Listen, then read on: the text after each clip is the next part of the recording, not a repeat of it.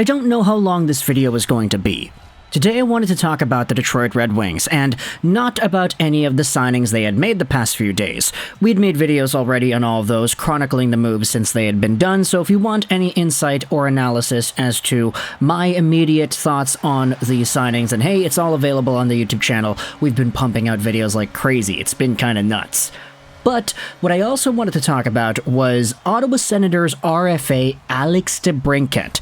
Because when it comes to everything we had seen regarding this player, we all were led to believe that based off of the way the trade rumors were churning out just day after day, different insider after different insider, leaking different teams and linking different destinations, with the sheer quantity of rumors surrounding this guy floating around, we all thought it was an inevitability. This guy was going to get moved. However, at the time of recording this audio, DeBrincat is still not a Sen. He didn't re-sign yet, so he is technically within the Sens organization. They hold on to his rights, but of course things could change between now and the time this video is uploaded, which, if everything works out, is probably going to be in a few hours. If there's a trade or something and the contract is signed, then hey, this video is going to be incorrect, but as of right now, DeBrincat is not signed. However, what I wanted to talk about in this video was a trade idea that was floated around by the Fourth Period earlier yesterday. Take a look at this article published by David Pagnotta, Ducks Islanders in the race for DeBrincat. Now, I don't know if it's Pagnotta specifically who wrote this article, it just says thefourthperiod.com, but because it's his site, I'm going to go out there and assume this is Pagnotta. There also was a video clip of the thing in the description of the article, so that's there if you want to read it. But what Pagnotta writes about in this article is what the Alex DeBrincat trade conversation looked like from the perspective of the Detroit Red Wings. I know the title of the piece says Ducks and Islanders in the race for DeBrincat, but bear with me here. Link is going to be in the description if you want to go ahead and read the piece in full yourself. But take a look at the last sentence that was written in this article. There is an entire conversation about DeBrincat, about the other teams, about the Wings, how there wasn't a trade, and how there might be some varying degrees of interest from the words of Pierre Dorion. But this is the last paragraph at the bottom. Trade talks are expected to continue Sunday and carry into the week. It's unclear what type of packages the Ducks or Islanders are willing to give up for DeBrincat. The Sens reportedly wanted the 9th overall pick from the Red Wings last week, but that never materialized.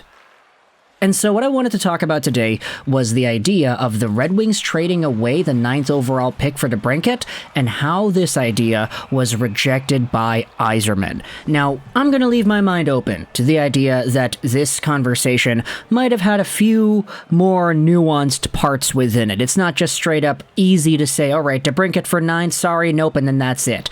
There probably were some other assets involved. There probably was an extended discussion between both sides. Because with the fact that Detroit has sort of been in this DeBrincat mix for weeks now, we were making videos about Detroit getting traded, or not Detroit getting traded, DeBrincat getting traded to Detroit. Oh man, it's been months. So this has been a thing for a while. There's no way this was the one and done type of conversation here. But it is an intriguing enough concept that I wanted to make a video about this rejected trade. Steve Yzerman, with the 9th overall pick, ended up selecting a guy who I really was unsure about at that 9th overall spot. If you had watched the stream, you watched the draft reaction video that I made, plus you watched the chat of everybody in the comments replying and giving their insight as the pick was made, there were a lot of confused folks out there when it came to Nate Danielson getting selected by the Wings 9th overall. Sure, he's got a pretty high floor. This guy will probably become an NHL player in some capacity as a two-way, defensively responsible third-line guy. But if Danielson ever becomes more than that, I think a lot of people would be a little bit surprised. He was not really supposed to have this super high ceiling according to scouts who were ranking him in this year's entry draft. And so for the Wings to take Danielson at 9, and you see where that opportunity comes from, it was a really intriguing pick when you consider how the Red Wings were not willing to trade that 9th overall pick away to get Alex DeBrincat instead.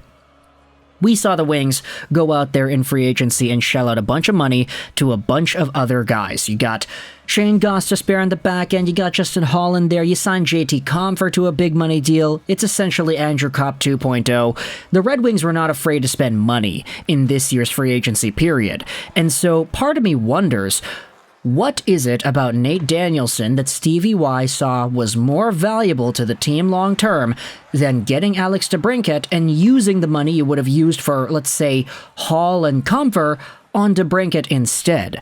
If you had retconned everything and undoed a lot of what was done at the draft and in this free agency period, let's say the Wings trade 9th overall away for DeBrincat, they don't draft Danielson, and they re-sign DeBrincat to the same amount of money, let's say 8-point-something million, and you don't end up signing Compher and Hall instead.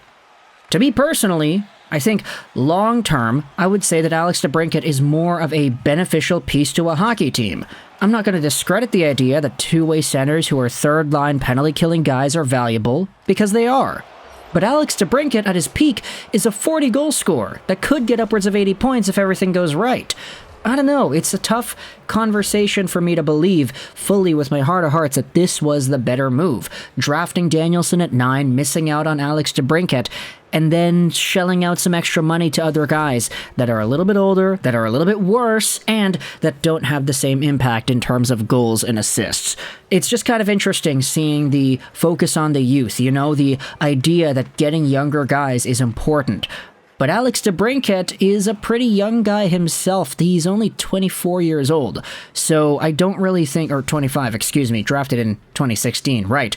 But either way, I want you to let me know in the comment section below, what are your opinions about the idea of the Wings not trading away that 9th overall pick and getting DeBrincat in the process. They kept it, they drafted Nate Danielson, and then they got Axel Sandin Pellikka a few picks later. I'm not gonna lie, that Nate Danielson pick is kind of the entire reason I'm even having this conversation, because I've made it known before, but I don't really think that Danielson has a higher ceiling compared to a lot of the guys drafted after. Like, if it was Zach Benson, for example, hey, the Red Wings didn't want to get DeBrincat for 9th because they wanted to draft Benson. Like, that would make sense to me.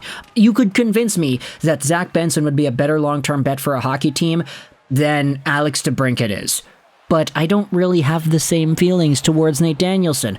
Honestly, like, I get that you could say, Lego man, why you gotta be so hard on this 18-year-old kid who was just drafted? I'm like, I'm not being too harsh on the guy. Like, he's gonna be an NHL player. It's just, for me personally, when you're drafting BPA, you're drafting off a highest ceiling. He was not there at 9th overall, in my opinion. So it kind of changes the way that I view this entire assessment, you know? Does that kind of make sense? I want you to let me know in the comments all your opinions about this and whether or not I'm going crazy by even talking about it in this way.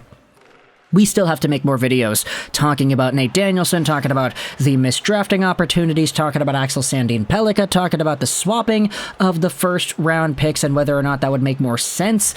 But for now, 9th overall, Alex DeBrincat, what are your thoughts on Nate Danielson coming over to the Wings instead of the Catman? I hope you enjoyed this video, and bye.